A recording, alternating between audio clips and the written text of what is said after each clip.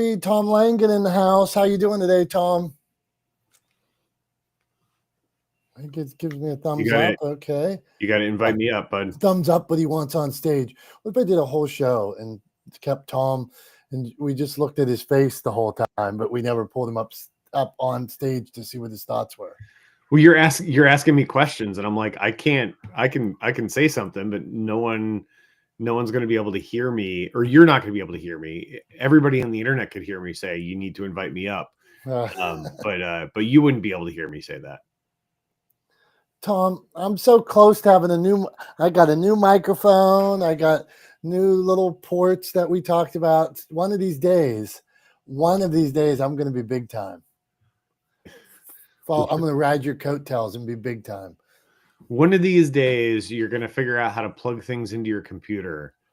Yeah, I don't know what was going on. We got on early this morning so that we could get Dom's new microphone working, and here we are using the same setup. So you can take a wild guess at how that went. Hey, at some point when you're talking today, I'm gonna go off and plug these things in, and then come back and see if they're working or not. Yeah, I'm gonna take a shot in the dark and guess that they're probably not going to be working when you pull that move. Oh, that's very hateful. It's not hateful. It's just realistic.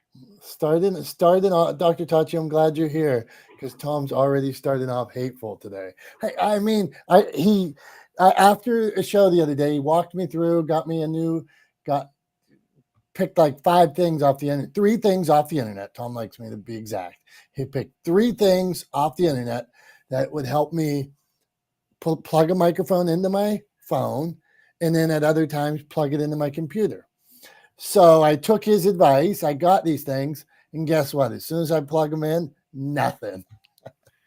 Yeah. Well, so let me just say, I don't really know how you plugged things in, right? Or how you've got things set up, because the descriptions you give me are, I'm going to plug this thing into this thing. Can you hear me now? Like that's what I'm dealing with. So like, I don't know what this thing is. I don't know what thing you're plugging this thing into. And I don't know if you even have it set up properly, because your audio goes out and then I'm asking you questions and like, I'm like, nod if yes. And you're like, just sitting there. And I'm like, nod if yes, if you can hear me. Right. Well, just think about that. If I can't hear you, what does nod if yes mean? So you had already told me you could hear me, and I kept saying nod. And then you were like giving these little imperceptible. Obviously, think about this. Obviously, I couldn't hear him anymore. Good and bad uses. We're going to talk about, welcome everybody. This is not the smartest guys in the room. Usually we would do like right off the bat, first 10 seconds, we would say, hey, welcome, not the smartest guys in the room. Instead today, Tom pulled his crankiness from last week into this week, and we went right into an argument here. And the next week is a big week. Jason, come on up. Anybody that wants to come up. Next week is annual lumps of coal. I was looking at the calendar because there's no show on Christmas. So next week is lumps of coal. We hand out lumps of coal just to things that you don't generally agree. Practices, it could be like trying to close on the first sale. On the first client, trying to close a client on the first call, I'm going to give that a lump of coal. So that would be something in general that you could give a lump of coal to. But anyway, today we are going to talk about good uses of AI and bad uses of AI. And Dr. Tachi, what do you think if I came on Indie Soup and I had an AI co-host? I replaced Tom with an AI co-host. Hey, good morning. You know what? I think it depends on what capacity you're using it for and how it could be kind of cool with a real co-host or physical co-host, or physical host and an AI co-host. That would be an interesting experiment. But when it comes to things like that, I think sometimes people are worried about the wrong thing. The discourse has been around how AI is going to replace jobs. They've been talking about it in entertainment, especially when it comes to writers and actors, and even with Sora from OpenAI and replacing camera people and directors. There will always be the need for the human touch because machines are not human. No matter how much it learns from you, it is not human. There will always be some way you can tell, and maybe not to the lay person, but there will always be a way that you can tell that something is AI. So, in response to your question, it could be cool as an experiment, but there's something about humans, and it's funny, I was just talking about this the other day. What people concerned about this? Well, you can't go to a meet and greet and meet binary code, ones and zeros. Nobody cares about that. People care about the actors behind something. People care about the directors. Nobody wants to hear an AI avatar talk about how this movie was made or how this was made. So there will always be a need for the people behind all of that. So hopefully I answered your question with this. Good job, Dr. Tachi. I want to follow up just on one thing you said.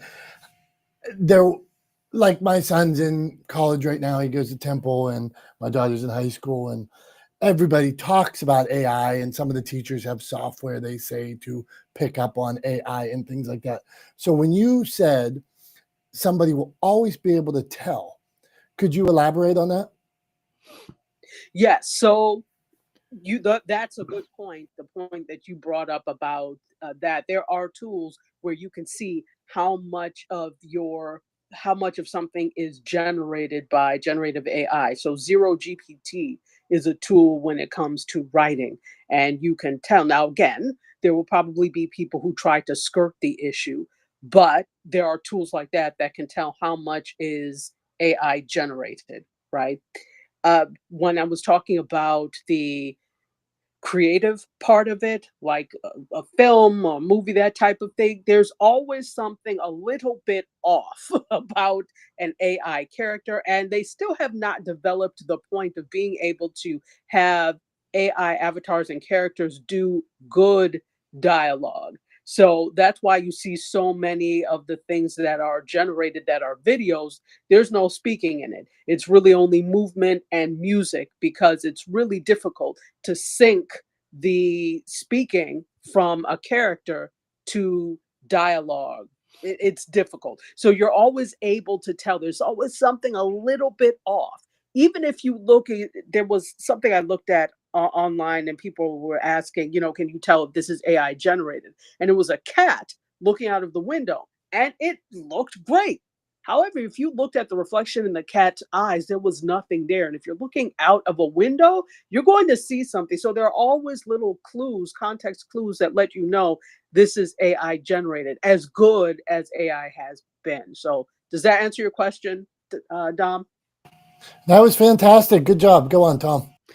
Yeah, I definitely agree with Dr. Tachi, and I think the place where this falls apart a little bit for a lot of folks is um, that while you might not always be able to put your finger on it, especially from a lay perspective, right? So like for somebody like me, I can look at a piece of video content, right? Let's take that as an example. I can look at a piece of video content, and I can usually tell pretty quickly and form a cohesive argument as to why I think it is AI generated or not, right? And give detailed and specific examples of what pointed me to the conclusion that I've drawn. But for most people, they don't sort of look at things with the kind of analytical eye that I do, right? Just because they don't have the same experience that I do. For most people, when they look at something that is AI generated, they'll tend to say, if you ask them about it, they'll tend to say things like, it seemed a little off. There was something a little bit weird about it. It kind of gave me a weird feeling, right? Or there was a weird vibe to it. They won't really be able to necessarily put their finger on exactly what's weird or wrong or different about the piece of content, but they will definitely pick up on the fact that it is a little weird, a little different, a little off. Something's not quite right about it, right? As Husan said in the chat, the sixth finger problem, right? Like that's one of the easy ways to identify AI has a really hard time with hands, right? And particularly with hands grasping things. It's a really difficult thing for AI to solve for. And so if you look at hands, right? Hands are often a dead giveaway. And the way hands interact with other objects in the image are often a dead giveaway as to whether or not something's AI generated. And I think too, to Dr. Tachi's other point that she started with, is that a lot of people talk about AI as like, oh, it's going to replace people, it's going to replace jobs, it's going to put everybody out of work, and that's not true. I think the best way I've heard it described, and I'm not going to take credit for this because this wasn't my idea, but the best way I've heard it described, this actually came from an interview with an attorney that I saw, was AI isn't going to replace people. People who use AI are going to replace people who don't, right? So I think what we're really talking about today, what I really wanted to talk about today, is good and bad uses of AI technology, right? Because there's sort of a good way to use it, a way that helps you as a productivity tool, right, to do more, and in some cases to do better than you maybe would do if left to your own devices. But there's also a lot of opportunity to lean on it too much, right? To use it as a crutch. And I think one of a good example, and I have an article coming out about this today in my Value First newsletter talking about this. But one of the sort of salient examples from recent history is Coca-Cola's use of AI to generate their sort of holiday commercials this year. And it's not good. And there was a huge backlash against it. And it's not good because it's basically, I mean, and for anybody who hasn't seen it, maybe I'll throw the link in the chat so you can take a look at it, or a link to a Forbes article on it that I read that kind of inspired me to write this newsletter. But basically, it feels like a weird mishmash of footage that doesn't really tell a story. It isn't really cohesive. There's just something that feels off about it. It's like a weird glimpse into a very depersonalized version of the sort of Coca-Cola holiday commercials. And yeah, it's strange. It doesn't feel right on first glance. And then when you look into it, you see a lot of like little weird things happening. But it really just doesn't feel right, I think, is the way a lot of people reacted to it. And they got a ton of backlash for it, right? I think that's a bad use of AI. Like giving AI the driver's seat is a bad idea. And so I think that's a bad use of AI. But, there's a lot of good uses of AI. And I too also believe that, people who use AI are the ones who are going to land the jobs and replace people who refuse to use AI.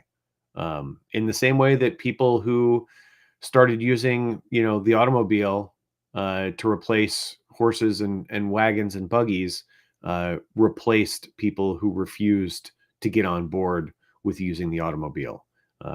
So, it's just the advancement of technology. I think it's all about how we use it and what we do with it that really makes a difference. But yeah, I think Dr. Tachi hit on two very salient, very important points to think about there. But yeah, I don't know. That's what I think. All right, let's poll our panel of experts and see what they got to say. So, good and bad uses of AI. For me, I use AI a lot when I am disseminating information. I'll have a bio, and I want the bio in third person. I can move the bio into third person in seconds. I have a bio and an art. I'm a publisher. I have a bio and about the book, and I want to combine them. I want to combine them and make a news article. I want to combine them and make posts. I want to combine them and put them on different forms of media and have a little bit different message each time. I want to put them on my website. I don't want my website to have the same exact story as I post on LinkedIn. I don't want to use the same exact story on LinkedIn that I use on Newsbreak. I'm taking the same piece of content. I took one piece of content, two pieces of content, and made really 20 pieces of content. At that same thing, I might put, now I have these two pieces of content, and I might say, make me 25 posts about this new book coming out. Make me 25 books about this. Make me 25 posts about this message and this book coming out. So for me, it is all about having general information first and then prompting the whatever form of AI you're using to get down. I am not a fan. Good uses of AI, bad uses of AI. I am not a fan when somebody says, oh, I had chat GPT or this form of open AI, whatever. Write me an article. I had on what? Based on what? Based on your experience? Like if Tom all of a sudden said, like he's been in production and all of a sudden he says, write me an article about cooking. What substance or what content does he have that qualifies him to write that on cooking or, maybe, I don't know. So, all right, that's what I think. Well, Go on. yeah, and I was just going to say to your point there, Dom, I think that's an important distinction to make, right? That AI, a good use of AI, and this is something I use it for, and I know this is something you use it for, right? AI can be a great drafting tool, right? It can be a great tool for like, I have a hard time getting over the sort of the blank page, right? If you sit me down in front of a blank page, my mind goes in a million directions and I find it really hard to just sort of get the first germ of an idea down. But I can use AI to help me start with a draft of something, right? So I can give it a really, and here's another point, the prompts really matter. The quality of the prompt is directly correlated with the quality of the output that you get from any AI platform. So if you take a really high quality, detailed prompt, right? And you plug that into AI and use it to create a draft for you, you can then go back on that draft and start editing it. And for me, the editing process, making sure that the message is clear, the message is what I want it to deliver, that it makes sense to me, that it's that it's consistent with my voice, like all of those things, that's easy for me to do. Now I've got like a path that I'm on, right? The drafting aspect of AI has helped me kind of start down a road. And now I can just go full steam down that road and I can use it to create, whether it's social media posts or drafting an email or creating an email sequence or gathering information for a newsletter or answering a specific question that I'm looking for a way to phrase or whatever the case may be. I've got that draft started and now I can start heading down that road, right? But you always have to go to it with like very sort of detailed prompts. I think one of the best ways I heard it described was think of the AI as you're working towards a prompt. Think of it as like an employee on their first day, right? And you're going to go to that employee and you're going to delegate some work to them, right? And so you're going to say, hey, first day, I need you to write, 5 LinkedIn posts on this topic, right? That are within these parameters, right? And you have to give them very sort of detailed instructions because they don't have your experience and your time kind of in the seat or at the job, right? So you give it all the detail it needs and then you kind of let it go, right? And have it create some stuff. And then as you would with a day one employee, you go back and you edit, you provide some feedback, you say, okay, that was great, but it needs to be a little bit more like this. Try again, right? And you go back and forth a few times, and then you get a product, you put your final touches on it, and you can send it out, right? But again, it's a drafting tool. But think of it as like an entry-level employee on day one of their job. Like that's how detailed and how specific and how clear you have to be with your prompts in order to generate good content out of generative AI like ChatGPT. But yeah, so I just wanted to throw that in. I think it's a great drafting tool. That is a good use for AI. I'm going to give that a stamp of approval. Not a lump of coal. Okay, let's go. Julie Loken, you put out a lot of content. You help a lot of people create. Good uses of AI, bad uses of AI. What do you got for us? Wow, this is a great topic. So what I did, I asked AI what the good uses of AI are in business and the bad uses. So I'm going to just read it really quickly because it's interesting, because I actually had different thoughts, and I might make a point here that will hopefully get Tom really, really excited. Okay. So I asked AI, ChatGPT, what the good uses are, and they say customer experience, operational efficiency, data-driven decision-making, product innovation, marketing optimization, employee productivity, and sustainability efforts. So I agree with most of those. The bad uses of AI: unethical customer manipulation, bias and discrimination, job displacement without support, lack of transparency, cyber security risks, propaganda, and disinformation. 7, and finally, over optimization without ethics. Agree with a lot of those, but what came to mind for me, especially with the negative, was plagiarism, which I betcha all the little students and all the middle school and high school and college lands want to use AI to make their life easier. But for business, I believe it's going to come back and bite people in the butt, plagiarizing people's other words, because it is skimming the bowels of the World Wide Web and taking other people's ideas and making them think that they're your own. And truly, I see AI as an amazing support system to my business.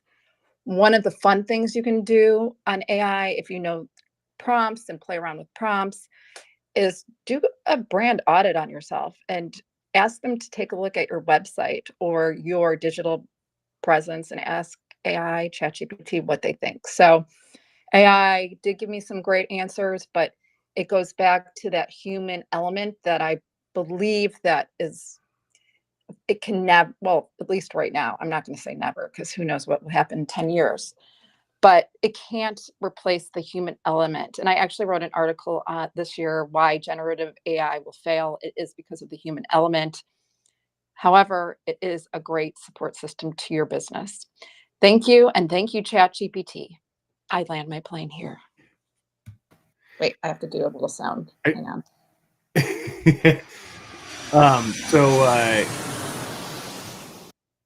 Thanks for the plane landing sound. You're welcome.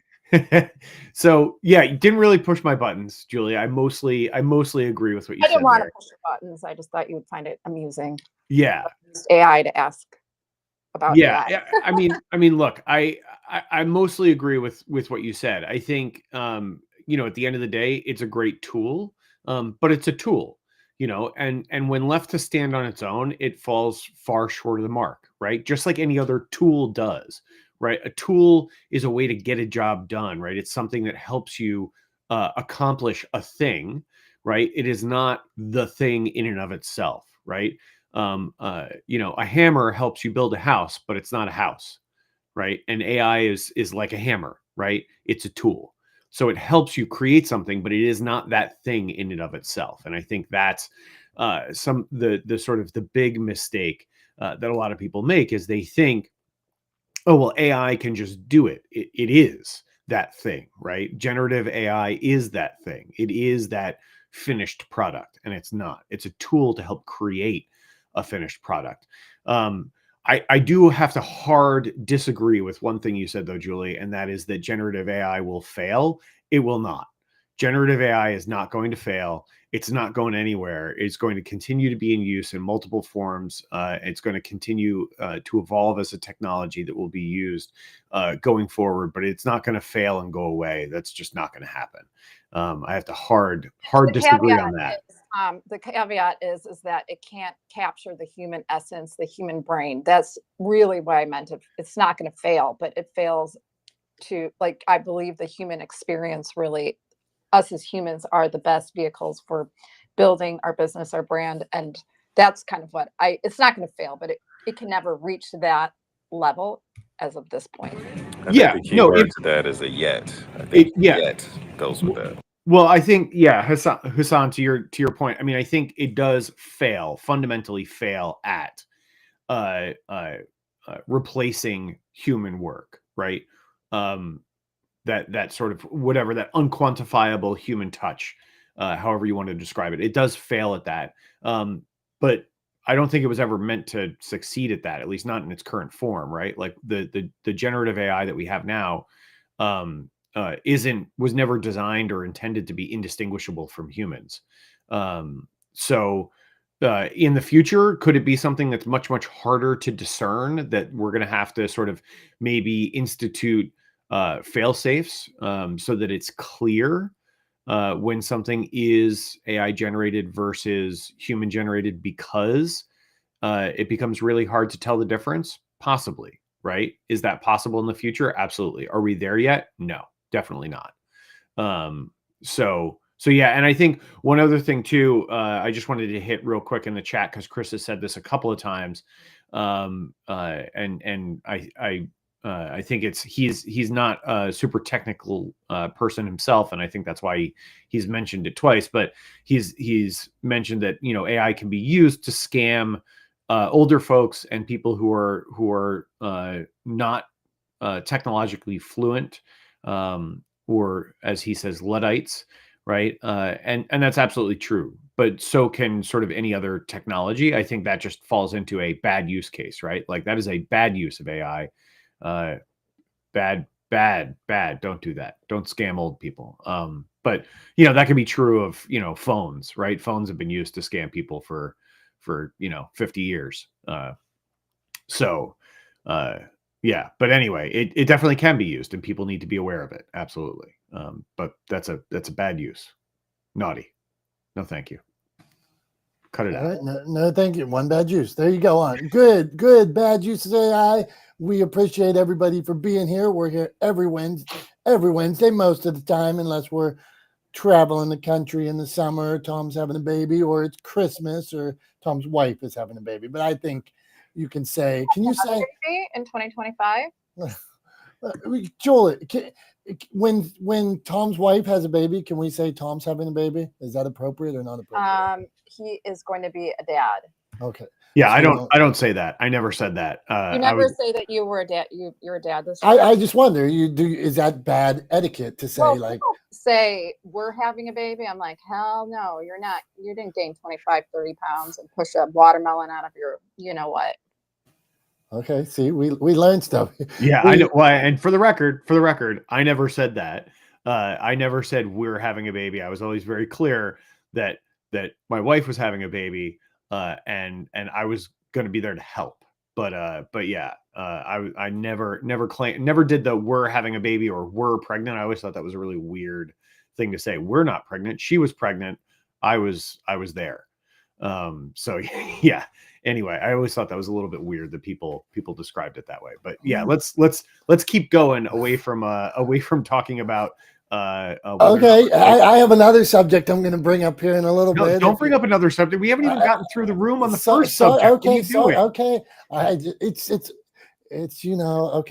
I'm preparing the sidebar, you guys. Okay, Jason, good and bad uses of AI. Jason, who I know is using some AI on his videos lately, producing more of them, and the content is, to me, elevated with the addition of AI. It's on. So how are you using it? Good, bad uses of AI. What do you got, Jason? Well, okay. So a couple things. I trust that everyone's having some kind of experience with AI, but what hasn't been covered is that AI is to be your assistant. So the tool frame and what you guys were talking about is absolutely correct. But the tool doesn't work unless you personalize it. Many people don't even understand how to personalize their AI, because every time you use it, when you go into ChatGPT, there's different aspects of it that you need to customize the way that you think, because it's assisting you at all times. Now, the way I've used AI, I've used a app called Captions. Captions is a great reel maker. So what I do is, first I go film whatever my thought is, say like if I wanted to cover telling the truth, or I wanted to cover, are you in brain fog? Just like I did yesterday on TikTok. What I do is I present it, I record it on my phone, then I export it to captions, and from captions, it gives you a choice. I say AI edited. Okay. It's not creating more work for me. It's emphasizing emotional points with visual references. And so you customize the filter. So say like I want impact, or maybe I want a blogger style, or maybe I want a nuance. I am giving my idea to it to create the nuance of it in its personality reflection of me. And then I add music to it because it'll give you a choice, like, do you want it epic? Do you want it laid back? Do you want reggae? And then it can give you tones of, like, say, like kind of music, maybe reggae, maybe acoustic, maybe metal, whatever it is, but you add the emotional emphasis on it. You're creating the tool to be your assistant. It's not creating for you. So that is one way I use it. And a lot of people are enjoying my posts more now than they did before. So I have taken on, I saw one of these things called Cursive, and it was an ad on Instagram, and I took it, and I paid $20 for the month, and I did I'm doing the 30-day challenge to learn about AI. And that's where in the last few days, I've spent 10 minutes a day learning about the basic frameworks of AI. And it now is connecting me to understand of, I'm creating the tool, my personal assistant, that works from me, and it's with me, but it doesn't go and create my material. Now, there are bad and ethical ways. And I like what Julie did say. She said, hey, I asked it what to do. This is what I did. I did the same question Julie did. However, the big however, I reframed the prompt. I said, what are good ethical ways in which AI is used, with an emphasis on daily use in the average day workplace as well as consumers? I made the emphasis on those filters, and here's what it came up with: healthcare diagnosis and treatments. It can be a great assistance. However, there still needs to be a doctor. The second one is accessibility and enhancements. Yeah, it can drive your ability where your lack of ability. So imagine you don't have to hire a personal assistant who can't think the way that you do, but it's mirroring me. It's education and personalization of my learning. Okay, maybe I learn a certain way. But it also addresses the climate change and mitigation of environment conservations, which is very important to us all. But then let's look at some of the bad ways. Surveillance and privacy. I think many of us have that inclusion of what we should be looking at. It also can be discriminatory. It has a discrimination and biases applications, which companies will misuse. It has a fake and disinformation campaigns. Yes, it's used in politics all the time and in media. So you have to be your own best discerning decider. It can be an autonomous weapon and lethal decision making, you know. So, but it also can exploit labor and economic displacements, and that's where people are having a problem. I don't understand it, so it's going to take my job away. Well, if you're not elevating your skills and what you do when it comes to, let's say, at the desk versus a plumber and electrician, it's not going to take the plumber electrician out, but it will take out maybe the data input person. Okay, don't need that. I'm giving it receipts and it does it all for me. So you can't be mad at the basic abilities that it's taking over.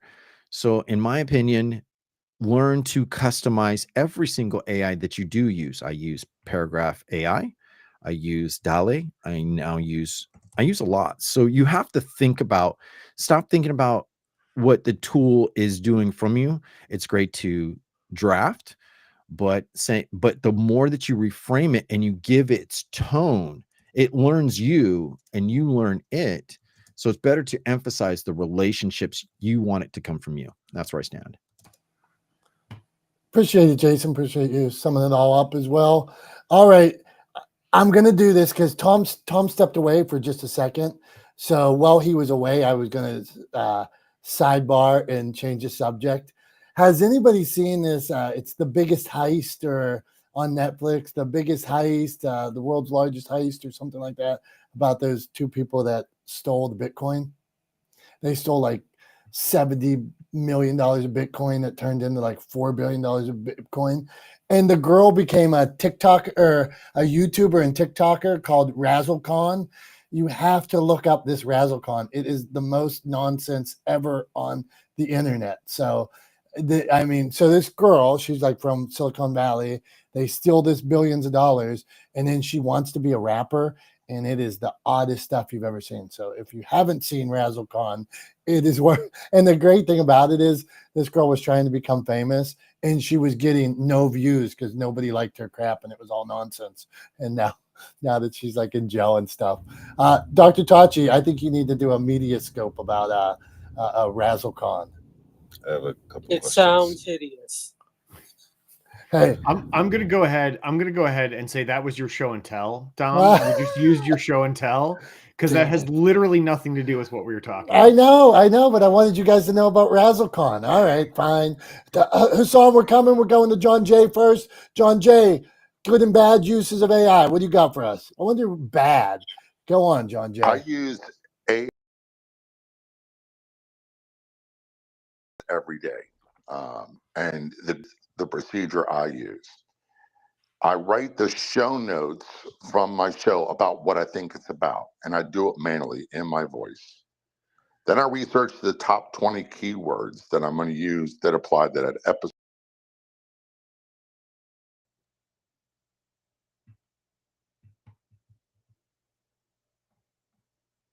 Post, and it spits it out. And of that, I do some basic editing, and that becomes my show notes, the basis for my show notes. Now, I just did an article for Newsbreak, Medium, and Blogger or Blogspot doing the same thing in support of an episode. I take the episode show notes that were created by they were created by me first, then ChatGPT augmented. And what's really good at doing is distribution of keywords and developing keyword density, which I'm not that good at, and most people aren't. And remember, almost everything we post online is read by a computer first and foremost to get indexed by Google before people see it. Then I'll take what there are show notes and I'll rewrite this as a news article, and that becomes my content for Newsbreak.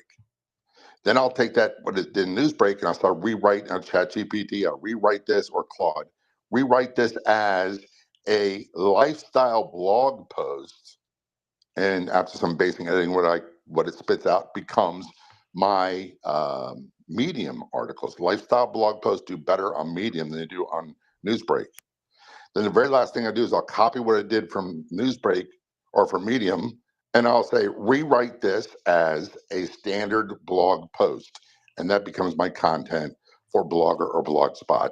I can write 4 articles, one's being my show notes, in about 30 minutes that way. It speeds up the process really, really quickly. But I would say, here's what I do. Use your content first for that, and then use it as a tool to speed up the process. Do not use it. I don't use it as a tool to create content. And that's where I stand on it. And it works very well, by the way. I wrote an article called Facebook Scams and Hacks, How to Protect Yourself on Newsbreak. Using that method on the 7th of December, it's got 12,000 impressions and a little over 1,000 views so far. 18 likes, 3 comments, and 37 shares. Don't let anyone tell you that using ChatGPT or other AI will punish you, because they are wrong. In certain applications, you're not allowed to use it. In other ones, you can and you should. I think those are great points, John, and I agree. I think those are all good uses for AI, and I think it's important for people to hear too. For this thing, right? Like, John, would you describe yourself as a spring chicken? No, I think it's fair about my bio photo. I just turned 66, Tom. So, writing is not my strength. Producing content is what I'm all about. But I'm going to use this as a tool, write it my language first, and then use the tool, because I'm well aware of the fact that everything's got to be filtered by, indexed by search engines. And if they don't find what they're looking for, you're not going to score, and your customers won't see it. Yeah, Yeah, exactly. And I think, you're probably, John, you're probably at the kind of pointy end of folks in your age group who have embraced technology as much as you have and use technology as much as you do. You're probably in a minority there, but I wanted to highlight that just because I think, the age really isn't an issue when it comes to using tools. Like anyone at any age can learn to use a new tool and to use it well and to their advantage. And I think, you're obviously a very clear example of someone who is in an age group where a lot of people would assume that you can't or don't know how to use AI. And then, here you come and give us a whole laundry list of good use cases for AI and how you use it to further your business. And so I just wanted to highlight that like it's a tool. Anybody can learn to use a new tool. You just have to embrace the opportunity and then pursue it, right? And so I just wanted to draw some attention to that and commend you for that, John. I think it's great that you've done that and you use it as a productivity tool. It's exactly, I think, how it should be used. It's a good use case for sure. Speaking of good use cases, I just wanted to highlight one thing in the chat. Adam, who's listening, has chimed in on the chat a couple of times, and he said he uses AI as a disabled person for when he can't use his hands precisely. It helps him out, makes his life better and easier. And I think that is also a good use case for AI. It's a tool that can help people who are differently abled, who aren't able to maybe use their hands as precisely as other folks, to get through their days better and easier and more productively. So I think that's great, Adam, and I appreciate you sharing that. So yeah, what do you think? I think we're up to Husan next, right, Dom? Yeah, Husan, first time here. Appreciate you chiming in the chat, man. So how you doing today? Give us good, bad uses of AI. What do you got for us, man? Yeah, I appreciate it. I mean, some of you guys took all the big cookies. So I'm looking at a few crumbs left, but I'll do my best. When I think about AI in terms of good and bad uses, I'll offer two use cases that I think might highlight the good and bad. And really, as you guys have mentioned, it comes down to the person who uses the AI. So in one case, let's say that we can control for, age, ethnicity, business background, and all of that. But there are two solopreneurs that want to use AI. Well, because the tool is so responsive and compliant, depending on how those prompts go, it can, on the one hand, give all of the information, all the way from the idea of the business to elements of the business plan to things that you didn't even think about. We talked earlier, someone talked earlier about it being a good drafting partner, but it's also a great thought partner and can give, depending on your prompt, the opportunity to think about things that you didn't think about just by saying, what haven't I thought about yet in this space?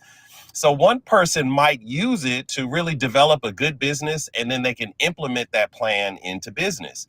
Whereas another person may use it to come up with some sort of a get rich quick scheme, or use it to impersonate themselves as a fake guru. And they may have little or no actual knowledge about this particular area that they want to start a business in. But leaning so much on AI, I think, can give a person a false impression, and we can start to see, and I think it was mentioned earlier, that scam culture has always been around, but this tool can also enhance that as well. So I think the tool has an opportunity to enhance that which is already in us. And based on what I heard from, I think it was someone in the chat, I'm in education and am new. I'm a solopreneur starting a business called Educator's House. And AI has been invaluable because I can multiply myself. The problem that solopreneurs have had is that they can't be the marketer and the copywriter and the film producer and the content creator, and the producer all at the same time. And so having AI at least allows a solopreneur to be able to use those advantages until they can get to the point where they can bring a team on. And if that team is also well-versed in the use of AI, then you can have a really small team to do really, really big things. The other challenge, the second scenario that I thought about, because I'm in education, as was mentioned by some, is this issue of cheating. So you could, once again, controlling for all variables, have a student who uses the latest, greatest tools to do the class for them. They can literally put the questions in that the professor gives. The questions from the exam can go into something like a Chegg, and it can just generate answers. So the student in that case is really gaining no usable or actionable skills. The prompt or the tool has done all the thinking, has provided all the answers, and they're just the conduit or the medium of exchange between the generation, the large language model, and what the teacher wants. On the other side, you could have a student who really is interested in going deeper and broader and can use this not only as a thought partner and a writing partner, but based on their genuine interest in the subject, they can really learn things that go far beyond what the teacher even expected. And usually it can happen in less time than it would take a traditional student using some of the more traditional ways of learning to do. So that tool can really accelerate a highly motivated student. So I think about artificial intelligence the same way we think about money and the same way we might think about alcohol. It doesn't change your personality. It just enhances that which is already in you. And with that, I'll close. Can I add to that, Dominic? Yeah, just drop it in quick. What do you got? Oh, I was just going to say, you know what that really does? What he just basically said as an educator, this reframes what capacity you can learn, what you will learn, but it also looks at the education models we have here in the United States as like, look, let's optimize training the youth minded to discern and execute versus you're learning archaic educational methods that never work, never make a person accelerate their income or their thrive and ability to live life. Yeah, we could do a whole other room on that, but I'll yield back. There you go. Hey, Husan, thanks for being here. I see you got that pink ticket. I was in the John Jay room, John Jay in Favor the other day, and they taught me how to, I had my pink ticket on. And so they said, click a button. John Jay, how do I get that ticket off? Preach it, Dominic. So for anybody's got a pink ticket, you sign them as an example. If you go to the top of the room, says not the smartest guys in a room, just click on that and you should be able to join as a member and eliminate the pink ticket and get notifications when rooms occur. And we only go once a week, but John Jay did tell me that. And I was in a John Jay in Favor room. If you have a chance, man, I was just taking notes like crazy the other day. Favor was talking about the metrics and using the metrics, monetizing the metrics. It was fire. Sorry, I could sidebar. Julie, she asked in the chat if I have ADD. I've never been diagnosed. I think Julie has more ADD than me. But, that is up for discussion. But my wife. I diagnosed you, by the way. Yeah, my wife does say that I could have it. So, okay, Tom, go on. Steer us straight here. Well, I think, typically, I mean, I really love Husan's take and, kind of giving really clear, specific examples of how people can use AI and the specific thought of as an entrepreneur, which, both of us are, right? Dom, you and I are both entrepreneurs. We both own our own businesses. We've both worked with teams and as solopreneurs over the course of our careers. And that idea that you can use generative AI to multiply yourself, I think is a really, really great point. It's a great productivity tool, right? But again, I keep using that word tool and I'm doing it on purpose. It's not an accident, right? I keep saying tool because that's how I want people to think about it, right? It's a tool. It's a productivity tool. It's a tool to multiply yourself. It's a tool for education, right? It's a tool for disseminating information. It's a tool for redrafting content to use across platforms, right? It's a tool to accomplish certain things. It is not the end in and of itself, right? It is a means to help accomplish an end, but it is not the end. And I think that's a really, really important distinction to make. And I think where a lot of people kind of get it wrong. Now we're at 10:22 here, Eastern time. Usually we do your show and tell at about 10:15. We're running a little bit behind today. I blew took it. it. You said, did I blow it? Did I blow it? Well, I was sort of joking when I said I took it away, but I mean, we're kind of tight on time. Is it? I will be concise. I'll be concise with my Okay. show and tell, and then we'll get to Carrie, and then you can wrap us up. How's that sound? Okay, See? that sounds good. So, all right. Okay. All right. So Psych, I'm going to be long. I'm going to be long and drawn out. Okay. Today I found a basketball card. It is Dennis Rodman. Everybody in this room has heard of Dennis Rodman. You know that he's eccentric. You know that he has dressed up in dresses. You know, he talked to North Korea. He's done a lot of different things. Before all that, Dennis Rodman was a great basketball player. Dennis Rodman, when he got his shot, he was cleaning airports at the time. And somebody said, hey, you should come play basketball. He played at this junior college for like 2 years. But the thing that's so great about Dennis Rodman as a basketball player is he played harder. When you looked out on the court, he wasn't the best shooter.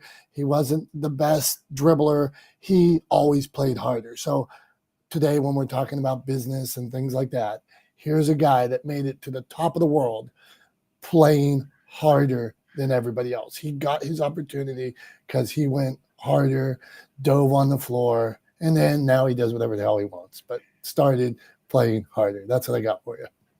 I mean, I like it. I think, there's nothing wrong with emphasizing, hard work with a purpose, right? Hard work, isn't a goal in and of itself, right? It's kind of what drives me nuts about the whole like grind culture is that people are like, oh, just work harder. And it's like, well, yeah, work hard, but do it with a purpose, right? Like have a goal in mind, be clear about what you're working towards, right? And I think Dennis Rodman is a good example of that, right? Like you said, he didn't come in with the benefit of years of experience playing at a high level, going through a top college program, a top NCAA program, right? He came into the NBA without that benefit, without that experience, and he had to work hard, but he was singularly focused on being the best player he could be on the court.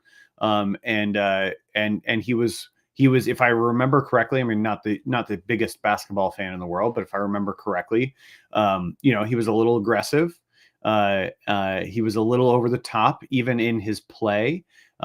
But it worked to his advantage. He turned into a great player in the NBA. Definitely due to the fact that he worked harder than some of the people next to him. It also made me think of a quote I saw yesterday, and I don't remember all the details of it, but it was a quote from Michael Jordan, a fellow Bulls player, right? That played with Rodman. And one of the things, basically what it was a laundry list of how many closing shots he'd missed at the end of a game, how many foul shots he'd missed, how many semifinal or championship games he'd been on the losing side of, kind of a laundry list of what a lot of people would look at as failures, right? And the end of the quote was, the only reason I'm successful is because I have failed so much. And it's just something to bear in mind. I think, Dennis Rodman made me think of that, is that the only way to become successful is to work hard and to fail a lot, to learn from those failures and to consistently improve. So good lesson and way to salvage that show and tell there that I tried you to guys take away didn't want to hear from you. about RazzleCon today. Fine, you don't Tried want to take it away from you because of a week your from now, sidebar. everybody here will be talking about RazzleCon, so forget it. Okay, somebody who is an expert, podcast expert, photographer expert, Carrie Brett. Good and bad uses of AI. Where do you fall? Dom, I loved listening to RazzleCon. That I'm with you. I'm interested in it. See, RazzleCon's cool. Go. And I have not taken my ADD medication yet today, so I'm going to say I'm probably overload with on stage. I'm just kidding. All right, I feel like this whole room is turning into ADD. What's happening? Okay, Carrie Brett. Good and bad You have uses of it. ADD to be a visionary. That's right. That's right. You do, and you have to work hard. And I owe you a text, Dom. And I worked at my studio till 11:30 last night. But if we can go take the lead from John J. Wiley, who can overproduce and just bang out content like no one else. AI is your friend for sure when it comes to, let's just say, take a transcription of my podcast and take that transcription and put it into ChatGPT with ideas to write a story, and it's an excellent aid. What it's not good for is bad photography and fake headshots with ridiculous catchlights that are just not normal, or claw-like hands. That kind of stuff I'm not into, and I think it takes away from someone who's an actual professional photographer with a camera in their left hand and right hand. So that's what I got. Good stuff. Nobody likes the bad fingers. And Carrie, I gotta say, I might give a lump of next week's lump of coal. By the way, next week's lump of coal, I might give a lump of coal to in advance to those AI generated pictures of like bio pictures that like, why does it always look 25 years younger than the person is? Like, come on, man, that's a lump of coal. Okay, Tom, good, bad uses of AI. Razzle Con and lumps of coal, pre-lumps of coal. Wrap us up, man. All right. Well, first of all, I'm going to say I have nothing to say about RazzleCon, so we're just going to slide right past that. In terms of pre-lumps of coal or whatever just happened, like just wait till next week. The next week is all going to be about lumps of coal. So come prepared with your lists of grievances. It's sort of our version of an airing of the grievances from the Festivus celebration. Yeah, the Festivus for the rest of us of Seinfeld fame, right? The airing of the grievances. So it's sort of our version, lumps of coal. We'll be doing that next week. So bring your lists of things that drive you nuts. If it's a long list, then be concise with each thing. If it's one thing that really gets under your skin, that's great. You can be a little bit more detailed. We love it and appreciate it. In terms of wrapping up today, I'm going to keep it very short and sweet. I'm just going to beat on the same drum I've been beating on the entire time that we've been in this room today for the last hour. And that is that AI, generative AI, is a great productivity tool. It is a tool. It is not the final solution, right? It is not the end in and of itself. And so whatever you do, however you use AI, remember that it cannot replace human work, right? It can only aid and improve human work. So don't use it as a replacement. Treat it like the sort of personal assistant or the entry-level employee on day one that we talked about earlier. Make sure you give it clear, precise, and detailed instructions and prompts. You'll get better results from it. And then make sure that you are always putting the final touches on the things that you use AI to generate for you, right? Make sure that you give it a last pass before you throw it out into the world, because people can tell. Sometimes they can't put their finger on it, but people can tell when you take the shortcut and you let AI create something that does not have a personal touch to it. So just remember that you do that. You use it as a tool. You treat it like the productivity tool it is. And then the last thing I'll say is this. As I heard said a couple of years ago now, I think when ChatGPT first sort of publicly launched, it was an interview with an attorney. I don't even know if I could find it if I tried, but it was an interview with an attorney. And someone was asking the attorney about legal uses of generative AI.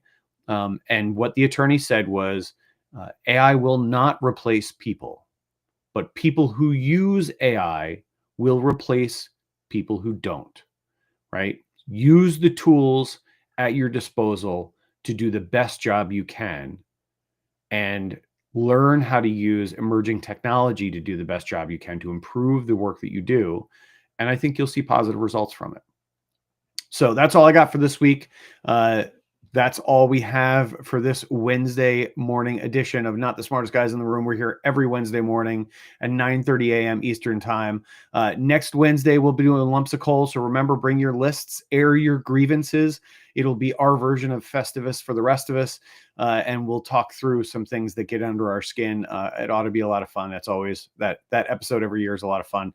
So looking forward to doing that. Looking forward to seeing you guys here next Wednesday at 9:30 a.m. I'm Not the Smartest Guys in the Room. Until then, have a great rest of your week and a great weekend. We love you. We appreciate you. And we'll see you soon. Bye-bye.